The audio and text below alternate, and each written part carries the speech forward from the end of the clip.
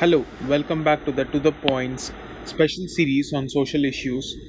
And in this video, we'll be continuing the part 2 about the characteristic features of Indian society which constitute the social structure in our country. After discussing the major concept of caste, which has been central to the identity of our social structure, there are a few other elements which constitute the Indian society. We'll be briefly studying about them and together define what is believed to be the Indian society today. So, apart from the intra-religious division, as you know, the majority religion in India is Hinduism. So, within this fold of Hinduism, there is a intra-religious differentiation, and that intra-religious differentiation is based on caste.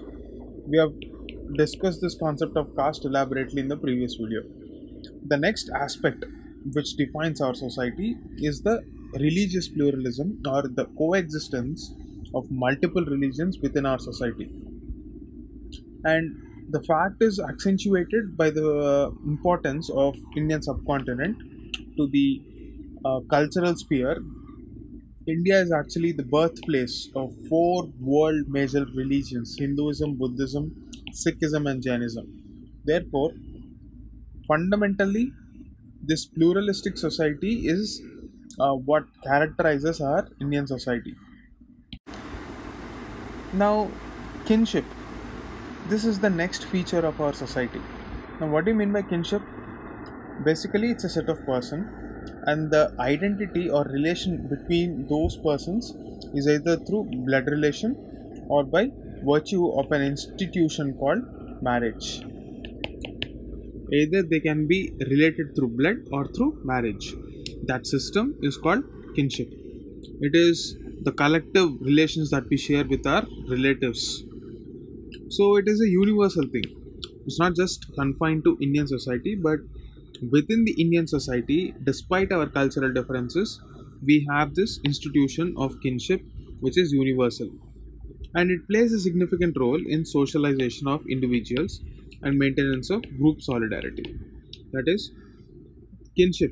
Ultimately, whatever we do is to ensure that we live with a happy family and friends. This social circle, which comes through marriage or through blood relations, is called kinship. And the next institution, which is almost universal to the Indian society, is marriage. What is marriage? It's socially approved. That is the very important point. It's a socially approved and sanctioned custom. That is a practice which further continues the idea of a family. So, most often, marriage is considered to be a prerequisite in traditional Indian society,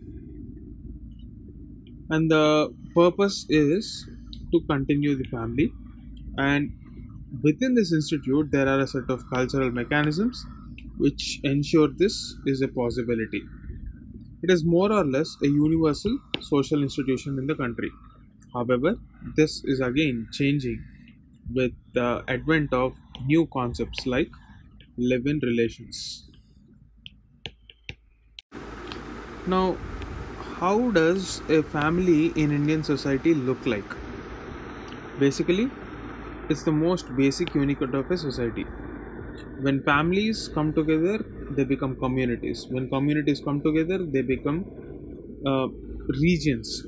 Those regions get organized into districts, states, and therefore entirely, ultimately, it will lead to nation. Therefore, if we have to focus on nation building, we have to ensure that the institution of family continues in a very safe and sustainable manner. Why is it so important? When you look at these kids, the first environment that they are exposed to is a family.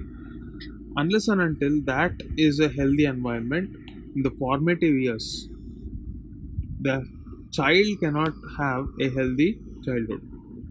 And the behavioral patterns that he learns as a child, the language that he learns, the social norms. Like, say, for example, in one particular society, it might be acceptable to do certain things. Like, say, for example, if that society values uh, bravery, or if you take a look at the ancient societies, if a child is born into a warrior's family, the social norms that warrior's family follow will entirely be surrounded around the training of that kid as a warrior. The priority would be different for different families. But in the present times, if you're talking about social norms, there is a need to safeguard this institution to ensure that child has a sustainable childhood, and at the same time the nurturing of his ideas at a very young age happens through a family. Now, with the advent of this industrial civilization, the modern technology, joint families, which traditionally existed in the pre-independent country because of the need for sustaining our agrarian economy, that is, agriculture required a lot of labor, therefore families used to stay together. Now, after the 1991 LPG reforms, where desk jobs became more and more prevalent, the structure of our families changed. It became nuclear families. Therefore, like we have discussed in the previous video, diversity is prevalent in our country, and this diversity will manifest in the form of religion, language, race, caste, culture, and geography. The manifestation of this geographical diversity and the concept of relative deprivation. So, this is going to be a very important concept, the concept of relative deprivation, which we'll be uh, observing in further lectures. So, the point is, together, if any of the factor is disturbed within the country, like, say, for example, one religion is considered to be a bit backward by their own community members when compared to others, they will feel a state of relative deprivation when compared to the majority community. Same goes with language. If one linguistic community believes that their cultural identity as a linguistic community is being subjugated by the others, for example, the Hindi versus South Indian languages debate, that is because of linguistic diversity. Racial diversity, you see this mostly in the northeastern region. Caste diversity, again, if enough castes don't get representation in the government, then this issue of caste diversity, where one caste will probably dominate the others, again will lead to a state of relative deprivation. Same goes with culture, and same goes with geography in the form of different regions fighting for uh, the regional aspirations. That phenomenon is called regionalism, which we'll be discussing further. So, all these factors which disturb the diversity of India will lead to this relative deprivation, and the objective of our social policy is to curb this idea that one community is feeling relatively deprived of access to resources and opportunities. So, this is the concept of diversity in our country. Now, naturally, we have to understand the factors that threaten India's unity. Like we've discussed, regionalism. So, India's unity, say a few years ago, if we have to take this example of regionalism, we have had Maharashtra workers who believed that they were the sons of the soil trying to attack North Indians, especially workers from Bihar and UP. This is an exhibition of the regional aspirations taking an ugly form.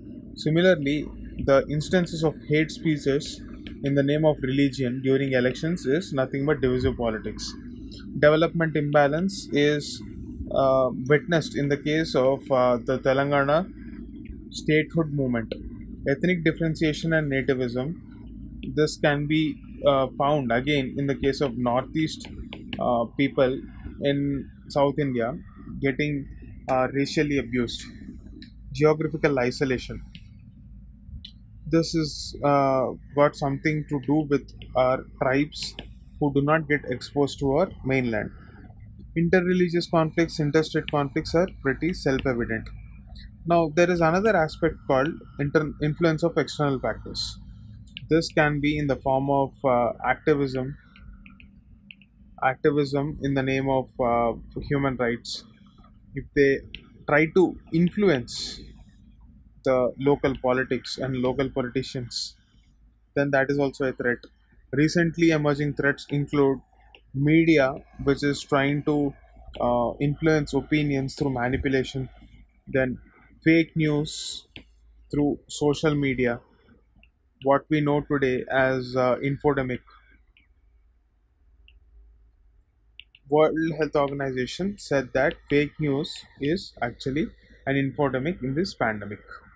So all these kind of external factors where activism through funds influences media as well as social media, creating sometimes what is known as infodemic or a sea of misinformation, can also be termed as one of the factors that will threaten India's unity. So these are the characteristic features of Indian society, the problems associated with it. It's just a brief introduction. So that's it for now. Thank you.